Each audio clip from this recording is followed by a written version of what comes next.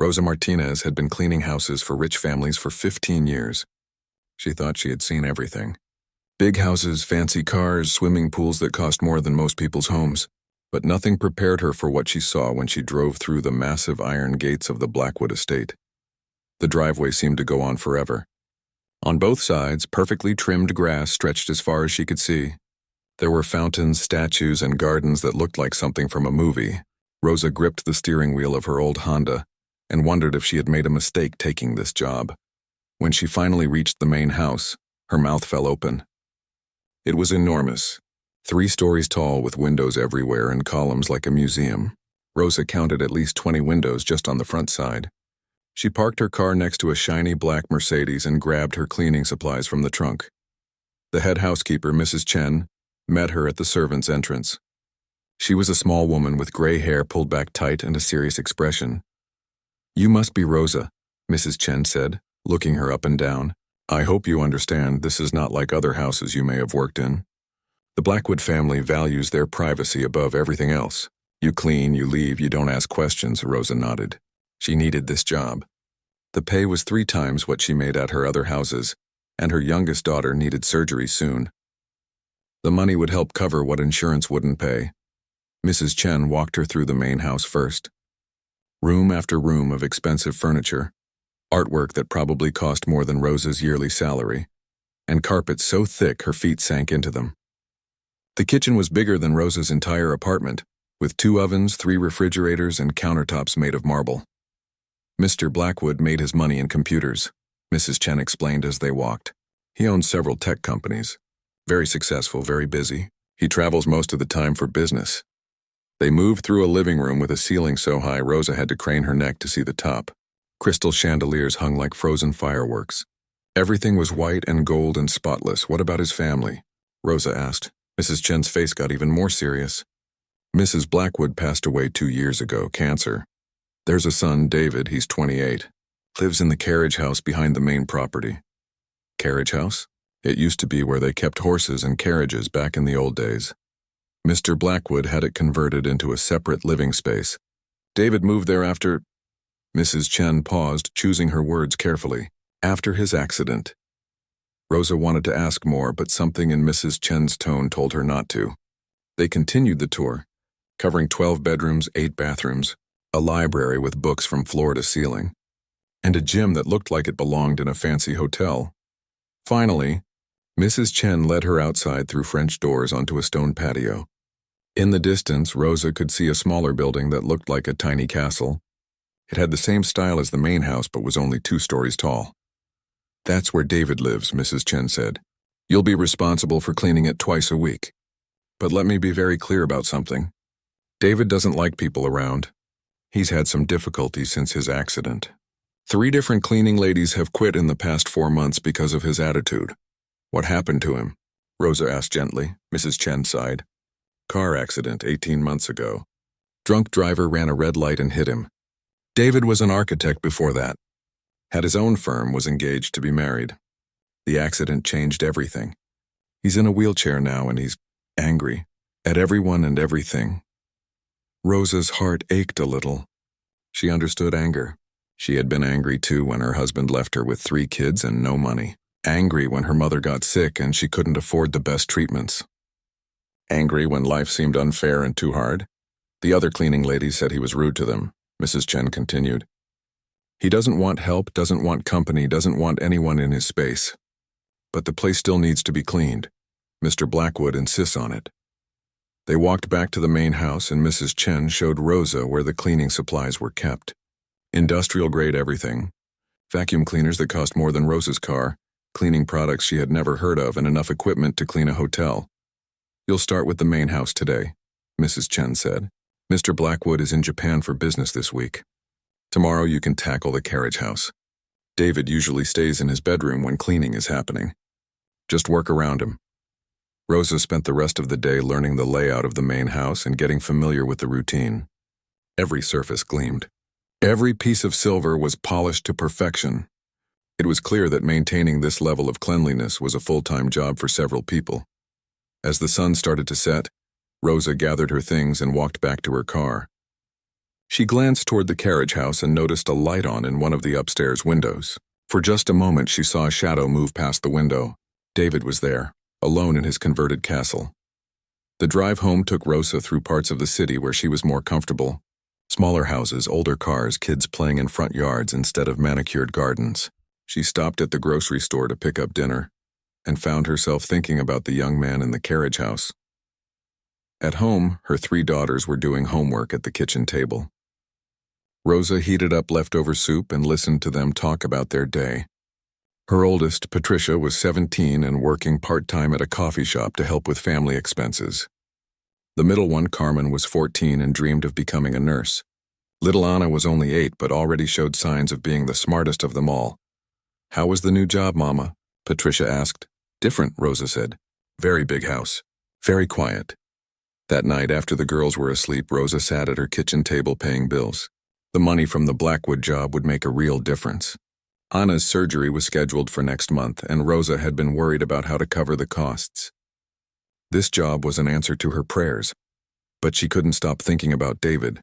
She imagined him alone in that beautiful little house, angry and hurt and probably lonely. She wondered if anyone had tried to really understand his anger instead of just avoiding it. Rosa had learned something important over the years. Sometimes the people who pushed others away the hardest were the ones who needed connection the most. She thought about her own dark times when grief and stress had made her snappy and difficult to be around. The people who had helped her the most were the ones who saw past her anger to the hurt underneath. Tomorrow she would clean the carriage house for the first time. She would meet David Blackwood, the angry young man who scared away cleaning ladies. Rosa decided that no matter how rude he might be, she would try to see him as someone's son who was going through the hardest time of his life. She had no idea that this decision would change both of their lives forever.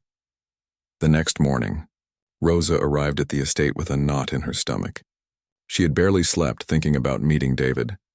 Mrs. Chen had given her a key to the carriage house and strict instructions to work quickly and quietly. The carriage house was beautiful up close. Ivy covered part of the stone walls, and flower boxes sat under each window, though the flowers looked like they hadn't been watered in weeks. Rosa knocked softly on the front door and waited. No answer. She used the key and stepped inside. The first floor was an open living space with high ceilings and exposed wooden beams. Expensive furniture was arranged perfectly, but everything had a thin layer of dust. Magazines were scattered on the coffee table, and empty water bottles sat on various surfaces. It was clear that whoever lived here had stopped caring about keeping things tidy. Rosa started in the kitchen. Dishes were piled in the sink, some with food dried so hard she had to soak them. The refrigerator was almost empty except for some takeout containers that smelled terrible when she threw them away. As she worked, she heard sounds from upstairs.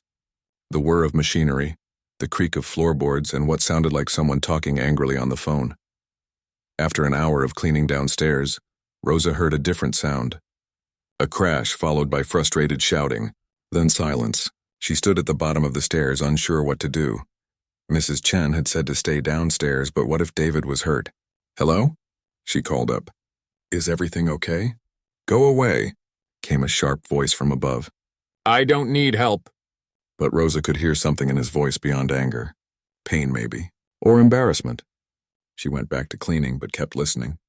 A few minutes later, she heard the sound of wheels on the wooden floor above, then a mechanical whirring sound that seemed to be struggling. Rosa had finished the kitchen and was starting on the living room when she heard footsteps on the stairs. Not walking exactly, but a rhythmic thumping sound. She looked up to see a young man coming down the stairs backwards, pulling his wheelchair step by step. His dark hair was messy, and he wore a wrinkled t-shirt and jeans. He was handsome, but his face was twisted with frustration and effort. "The stupid elevator is broken again," he muttered, not looking at her. "Third time this month." Rosa watched him struggle for another few seconds before stepping forward. "Can I help?" "No," David said firmly. "I can manage." It took him 10 more minutes to get the wheelchair down the stairs. By the time he reached the bottom, sweat was beading on his forehead and his hands were shaking from the effort. Rosa had continued cleaning, pretending not to watch, but her heart went out to him. David wheeled into the kitchen and stopped when he saw how clean it was. He looked surprised, then suspicious. "You threw away my food?" he said accusingly. The containers in the refrigerator were moldy. Rosa said gently, "But I made you a fresh sandwich. It's in there wrapped in foil." David stared at her for a long moment. "I didn't ask you to make me food." "I know," Rosa said simply. "But I was making myself lunch anyway." It wasn't extra work. This wasn't entirely true. Rosa had brought ingredients from home specifically to make David something healthy to eat. She had noticed there was nothing nutritious in his kitchen, just processed foods and old takeout. David wheeled to the refrigerator and took out the sandwich. He unwrapped it slowly: turkey, cheese, lettuce, and tomato on whole grain bread cut diagonally the way Rosa cut sandwiches for her daughters. "Thank you," he said quietly. And Rosa caught a glimpse of the polite young man he must have been before his accident. Over the next few weeks, Rosa developed a routine. She cleaned the carriage house every Tuesday and Friday. Each time, she would find small ways to make David's life a little easier, without making him feel helpless. She noticed his medicine bottles scattered on his nightstand, some empty, some full, with no organization. Rosa had experience managing medications. Her mother had been on multiple prescriptions before she died. Without saying anything, Rosa bought a weekly pill organizer and began sorting David's medications by day and time. She left it on his kitchen counter with a note, "In case this helps." David never thanked her for the pill organizer, but she noticed he started using it. She also observed that David's high-tech wheelchair often malfunctioned. The elevator that was supposed to carry him upstairs broke down regularly. His phone charger was always missing. The remote control for his television had stopped working weeks ago. Rosa's father had been a mechanic, and she had grown up watching him fix things. During her lunch break, she started watching YouTube videos about wheelchair maintenance and elevator repair. She learned about battery connections, motor problems, and safety mechanisms. One Friday, Rosa arrived to find David stuck in the hallway between his bedroom and the bathroom. His wheelchair had stopped working, and his backup manual wheelchair was upstairs in the closet. "How long have you been here?" Rosa asked. "About an hour," David admitted, his cheeks red with embarrassment. "I called my father's assistant, but she's in meetings all day." Rosa went upstairs and brought down the manual wheelchair. Then she knelt beside David's electric chair and opened the battery compartment. She had watched enough videos to know that loose connections were the most common problem. "What are you doing?" David asked. "My father always said most problems have simple solutions," Rosa said, tightening a loose wire. "Try it now." The wheelchair hummed to life. David stared at Rosa like she had performed magic. "How did you know how to do that?" "YouTube," Rosa said with a smile. "You can learn anything on YouTube." For the first time since she had met him, David almost smiled back. As the weeks passed, Rosa began leaving small notes with David's cleaned and organized belongings. Nothing preachy or overly cheerful, just simple thoughts that had helped her through difficult times. Today is a new day with new possibilities. Sometimes the bravest thing you can do is keep going. You are stronger than you know. David never mentioned the notes, but Rosa noticed he kept them. She would find them tucked into books or taped to his bathroom mirror. One Tuesday, Rosa found David sitting in his living room staring at a letter. His face was pale and his hands were shaking. "Bad news?" Rosa asked gently. David looked up at her with eyes full of pain. "My former architecture firm just won a major contract for a building I designed. They're calling it the Peterson Tower, after the lead architect who took over my projects." Rosa sat down on the couch across from him. "That must hurt." "I worked on that design for 2 years," David said, his voice cracking. "It was going to be my masterpiece. 30 stories, completely sustainable design, innovative accessibility features, and now someone else is getting credit for it." "But you know you designed it," Rosa said. "The building will still be your creation, even if your name isn't on it."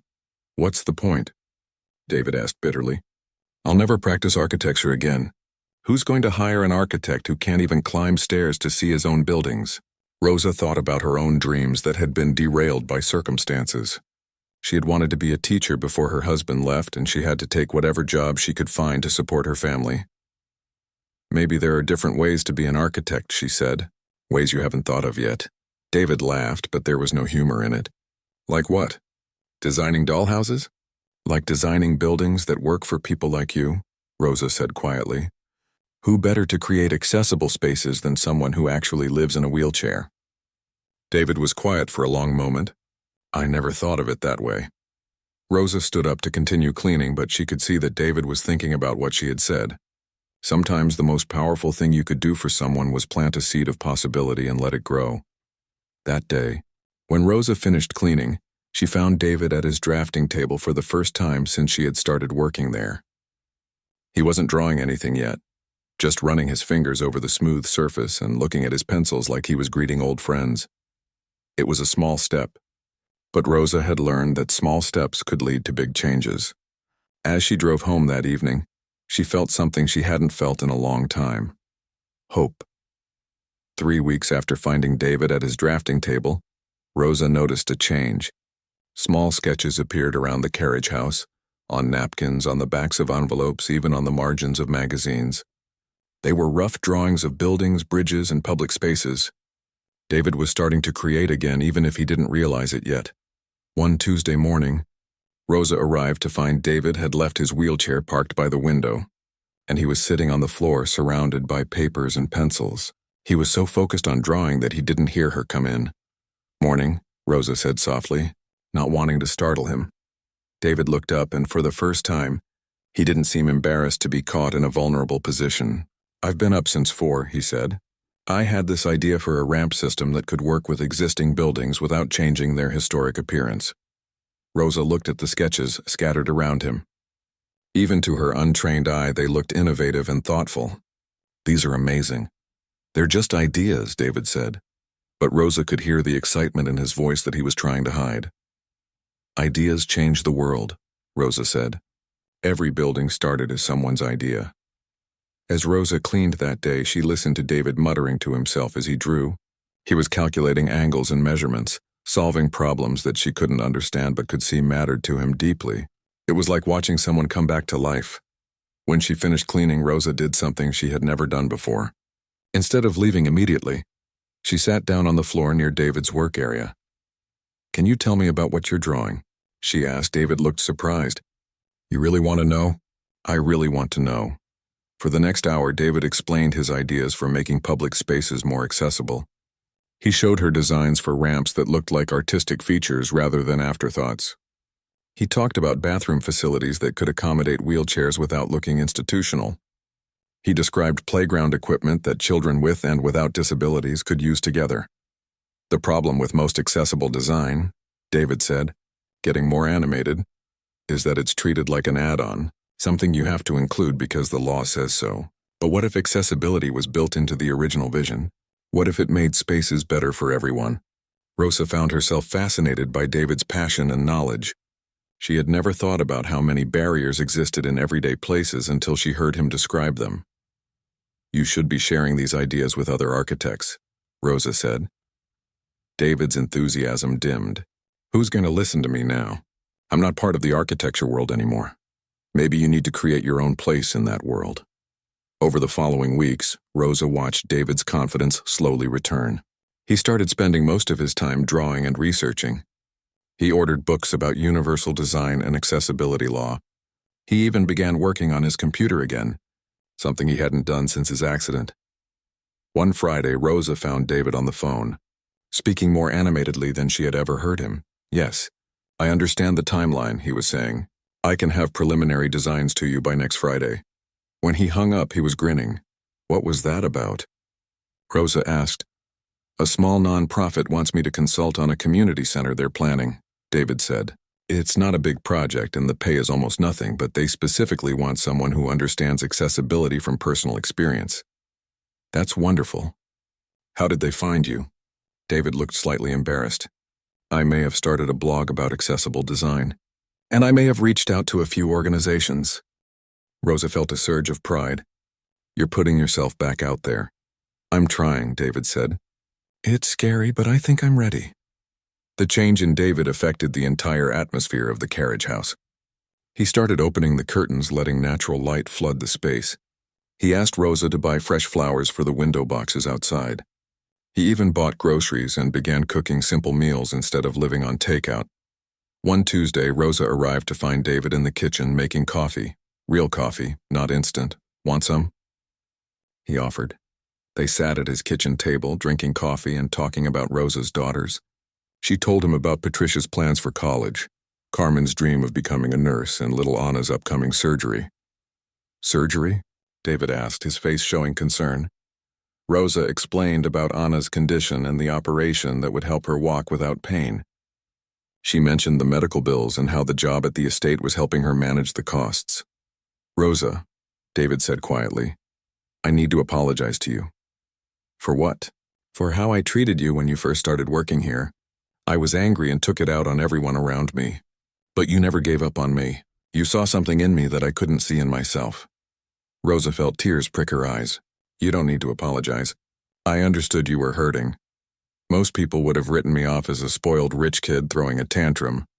Pain is pain, Rosa said simply. Rich or poor, it still hurts. David was quiet for a moment. Can I ask you something? Why did you keep being kind to me even when I was awful to you? Rosa thought about how to explain something she had learned through years of struggle. My grandmother used to say that hurt people, but she also said that loved people love people. I figured if I kept showing you that someone cared, maybe you'd remember how to care again. Your grandmother sounds wise. She was. She raised me after my parents died. She taught me that kindness is never wasted, even when it doesn't seem to make a difference right away. That afternoon, as Rosa cleaned David's office, she noticed he had framed one of her notes. It was the one that said, "You are stronger than you know." And it was sitting on his desk next to a photo of a building he had designed before his accident. A week later, David asked Rosa if she would like to see the community center project he was working on. He had received approval for his initial designs and was moving forward with detailed plans. I want to show you something, he said, pulling up drawings on his computer. This is the main entrance. See how the ramp curves in a spiral? It looks like a piece of art, but it's also completely functional. Rosa studied the design. It was beautiful and elegant, nothing like the stark metal ramps she had seen at other buildings. And look at this, David continued, showing her plans for the children's play area. Every piece of equipment can be used by kids with different abilities. The swing set has traditional swings and also bucket swings for children who need more support. The climbing structure has multiple ways to reach the top: stairs, ramps, and rock walls. Children like this will be able to play together, Rosa said, understanding the significance. Exactly. No one gets left out. David's eyes were bright with enthusiasm and purpose. This was the man he was meant to be, Rosa realized. The accident had taken away his old life, but it had also given him insight and compassion that made him a better architect than he might have been otherwise. As Rosa drove home that evening, she reflected on how much both their lives had changed. David had found his way back to his passion and purpose, and Rosa had discovered that she had a gift for seeing potential in people and helping them find their way back to themselves. She thought about her grandmother's words about kindness never being wasted. Sometimes it just took time to see the results, but when you did, the impact could be more powerful than anything you had imagined. At home, her daughters were waiting with excited news. Patricia had received a scholarship offer from the local community college. Carmen had been selected for a special science program at school. And Anna's doctors had moved up her surgery date because of a cancellation, which meant she would be feeling better much sooner than expected. Good things were happening all around, Rosa thought.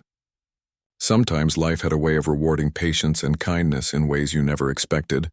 It was a Thursday evening in late October when Rosa's phone rang at 11:30. She was already in bed, exhausted from a long day of cleaning and then helping Anna with her physical therapy exercises. The caller ID showed the Blackwood estate number. Rosa? David's voice was strained and weak. I'm sorry to call so late, but something's wrong. I think I'm having an allergic reaction to my new medication, and I can't reach my father or Mrs. Chen. Rosa sat up immediately, her heart racing. What are your symptoms? My face feels swollen, my throat is tight, and I'm having trouble breathing. I'm scared, Rosa. I'm coming right now, Rosa said, already getting out of bed. Have you taken anything for allergies? I don't have anything here. I wasn't supposed to need it. Okay, stay calm. I'll be there in 20 minutes. Rosa threw on clothes and grabbed her purse. She woke up Patricia and quickly explained the situation. Watch your sisters, she said. I'll call you as soon as I can. Rosa had never driven so fast in her life. Her mind raced as she thought about Anna's allergic reaction to peanuts 2 years ago. The symptoms David described sounded similar and serious. When she reached the carriage house, Rosa found David in his living room, his face noticeably swollen, and his breathing labored. His lips had a blue tint that terrified her. "We need to get you to the hospital right now," Rosa said. "I can't drive like this," David said, panic in his voice. "I'll drive." "Where are your car keys?" "Rosa, you can't drive my car. It's specially modified for hand controls." "You don't know how to use them," Rosa thought quickly. "We'll call an ambulance." She dialed 911 while looking around David's living space for anything that might help. In the bathroom, she found a small red case labeled emergency kit that she had noticed during her cleaning but never opened. Inside was an EpiPen and instructions for allergic reactions. "David, when did your doctor give you this?" she asked, showing him the device. "A few months ago when I started the new medications. He said it was just a precaution." Rosa had used an EpiPen on Anna before. Her hands were shaking, but she remembered the steps. Remove the cap. Press firmly against the thigh, hold for 10 seconds.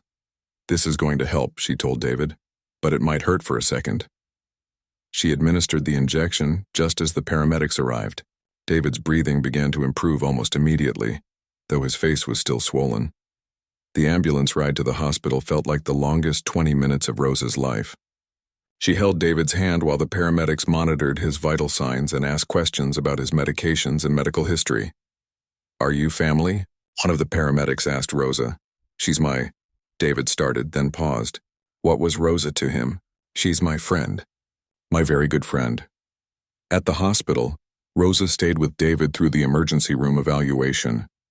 The doctors confirmed that he had experienced a severe allergic reaction to a new anti-inflammatory medication he had started, taken that week. "You got him here just in time," the emergency room doctor told Rosa. "His airway was starting to close. If you had waited another hour, this could have been much more serious." David spent the night in the hospital for observation. Rosa called his father's emergency number and left a detailed message about what had happened.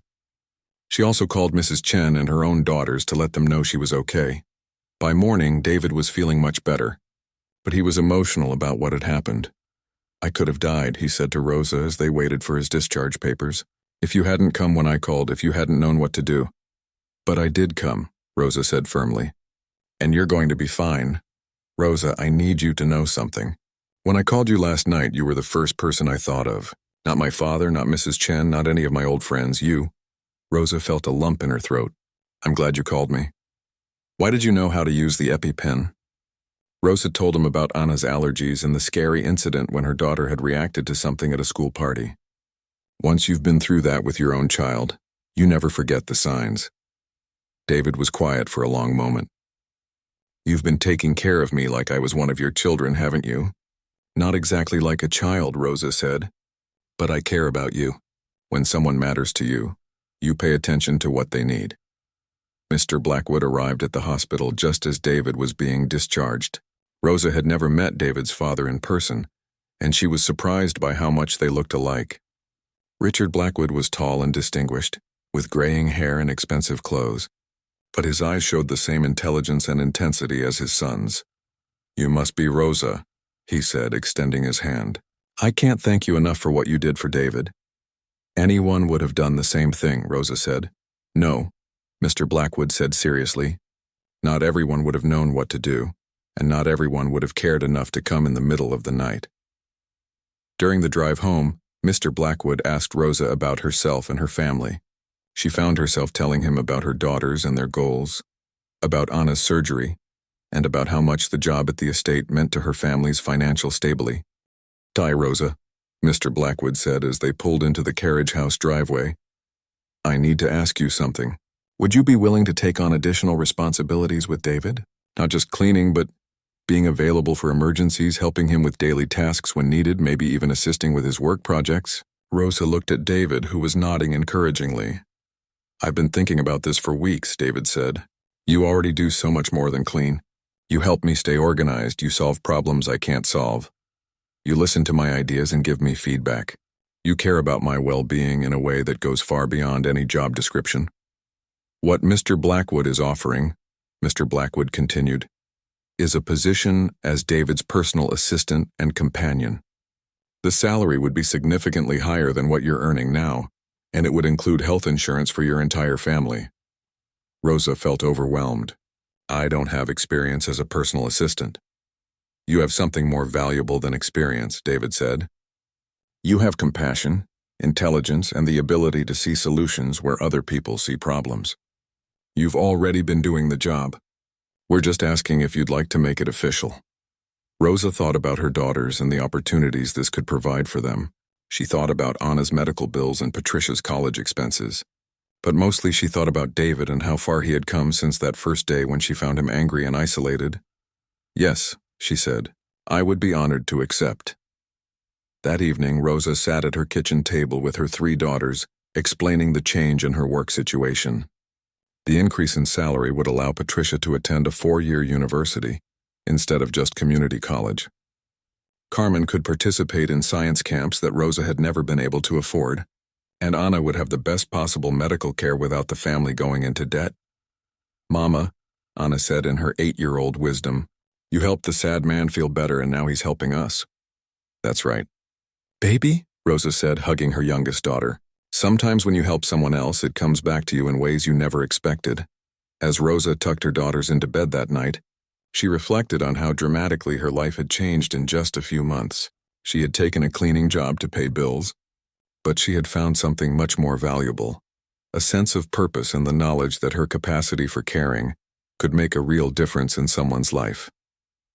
Tomorrow would be the first day of her new role, and Rosa felt ready for whatever challenges and opportunities it might bring.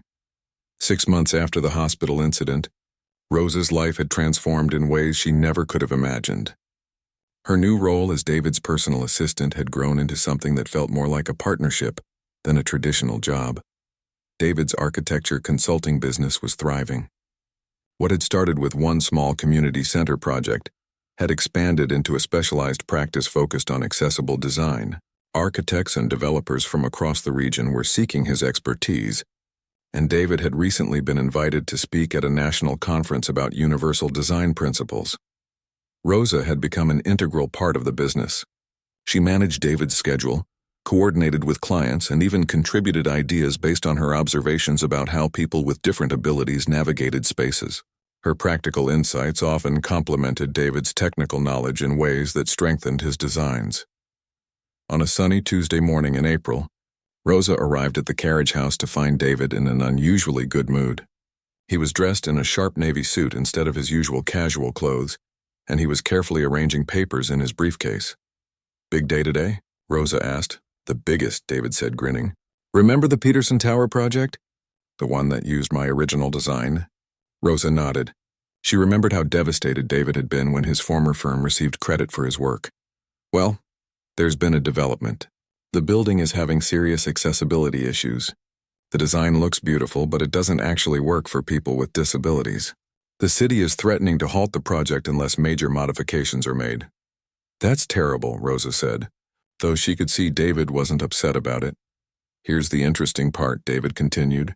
The developers have asked me to consult on fixing the problems. They want the original architect to redesign the accessibility features. Rosa's eyes widened. They're acknowledging that you designed it? More than that. They want to rename the building. It's going to be called the Blackwood Tower, and I'm going to oversee all the accessibility modifications. It's a chance to make the building what I originally envisioned it could be. Rosa felt a surge of pride and excitement for David. This is amazing. You're getting recognition for your work. And Rosa, David said, I want you to come with me to the meeting today. You've helped me understand accessibility from perspectives I never considered. Your insights about how families with children in wheelchairs navigate spaces, how elderly people with walkers need different accommodations than younger people. All of that is going to be crucial for this project. Rosa felt nervous, but honored. Are you sure? This is a big meeting with important people. You belong in that room, David said firmly. You've earned your place at that table. The meeting was held in a glass conference room on the 40th floor of a downtown office building. Rosa had never been in such a formal business environment, but David's confidence in her helped her feel more comfortable. The developers were impressed by David's modifications to the original design and by Rosa's practical questions about how different features would work for real families. When Rosa suggested adding sensory-friendly spaces for children with autism, the lead developer immediately understood the value. "This is exactly the kind of innovative thinking that will set this building apart," he said. "Mr. Blackwood, we'd like to discuss making you the lead consultant on accessibility for all our future projects." After the meeting, David and Rosa celebrated with lunch at a restaurant with a view of the city skyline. They could see the construction site where the Blackwood Tower was taking shape. "I have something to tell you," Rosa said as they looked out at the city. "I've been accepted into a certification program for patient advocacy. It's something I've been thinking about since Anna's surgery, how much difference it makes when someone knows how to navigate medical systems and speak up for people who need help." David looked surprised but pleased. "That's wonderful, Rosa. When does it start?" "This fall. It's evening classes, so I can still work with you during the day. But David, I need you to know that working with you has given me confidence I never had before. You've shown me that my ideas and insights have value. Rosa, you saved my life in more ways than one. You helped me find my way back to who I was supposed to be, and now you're finding your own path." They were interrupted by David's phone ringing. It was his father calling from London, where he was on a business trip. "Dad, great news about the Peterson Tower," David said, putting the call on speaker so Rosa could hear. "I heard," Mr. Blackwood said, and Rosa could hear the pride in his voice. "David, I want you to know how proud I am of what you've built. Not just the business, but the man you've become since your accident." "I had help," David said, looking at Rosa. "A lot of help. Which brings me to why I'm calling. Rosa, I hope you're listening." "I'm here, Mr. Blackwood," Rosa said. "I've been watching how you've supported David, and I've been thinking about our other businesses. We have several companies that could benefit from someone with your skills and perspective.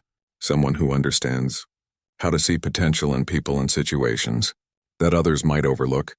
Rosa wasn't sure what he was suggesting. "I'd like to offer you a position as a consultant for human resources and accessibility across all Blackwood industries.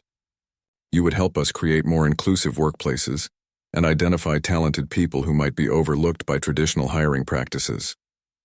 Rosa felt dizzy. "Mr. Blackwood, I don't have a college degree or formal business training. You have something more valuable," he said. "You have wisdom, empathy, and the ability to solve problems creatively. Those aren't things you can learn in school." David was beaming at her. "Rosa, this would be perfect for you. You could help create opportunities for other people the way you created a new life for me." That evening, Rosa sat with her daughters around their kitchen table, sharing the news about her day. Patricia had just finished her first year of college with excellent grades. Carmen had been accepted into a prestigious summer science program. And Anna was running and playing like any other healthy 9-year-old. "Mama," Anna said, "remember when you used to worry about having enough money for my surgery?" "I remember," Rosa said. "And now you're going to help other people like you helped the man in the wheelchair?" "That's right, sweetheart.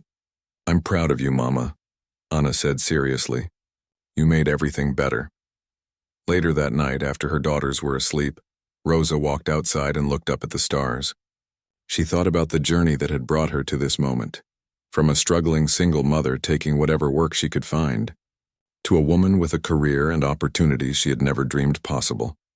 She thought about David, alone and angry in his beautiful carriage house, and how he had become like family to her. She thought about the buildings he would design that would make life better for people with disabilities. She thought about the patient advocacy work she would do, helping families navigate difficult medical situations. Most of all, she thought about the lesson her grandmother had taught her, that kindness is never wasted. Sometimes it takes time to see the results, but when you do, the impact can be more powerful than anything you imagined. Rosa's phone buzzed with a text message from David. "Thank you for believing in me when I couldn't believe in myself. Tomorrow we start changing the world, one building at a time." Rosa smiled and typed back, "Thank you for showing me what's possible when someone sees your potential. Tomorrow we start helping other people find theirs." As she walked back into her house, Rosa felt grateful for every step of the journey that had brought her here. The struggles had been real and difficult, but they had taught her compassion and resilience. The kindness she had shown David had come back to her multiplied, creating opportunities not just for her own family, but for countless other people they would help in the years to come. Sometimes the most ordinary moments, a woman taking a cleaning job, a young man learning to trust again, can lead to extraordinary changes. Rosa had learned that when you lead with your heart and refuse to give up on people, you can transform not just their lives but your own. The future stretched ahead, full of possibilities that Rosa was finally ready to embrace. She had discovered that true wealth wasn't measured in money or possessions, but in the connections you make, the difference you create, and the hope you inspire in others. And in a world that often felt divided and difficult, that was perhaps the most valuable discovery of all.